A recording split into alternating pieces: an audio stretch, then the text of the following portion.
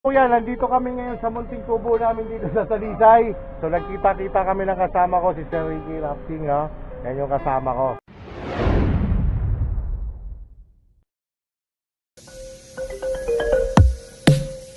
Morning, muna na naman ako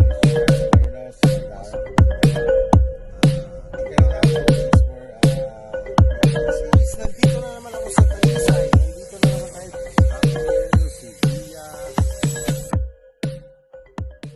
So maraming salamat, Kenneth, ano. So ito naman mga kuya, isa si Kenneth sa mga estudyante kong mabilis din turuan, mabilis siyang makaintindi, pinakinggan niya lang talaga lahat ng mga yung mga pinapagawa kong activity. So dito naman kasi sa Tolentino, dito sa amin o sa akin, sa kasama ko kay Sir Ricky, ang isang pagtuturo namin o ang isang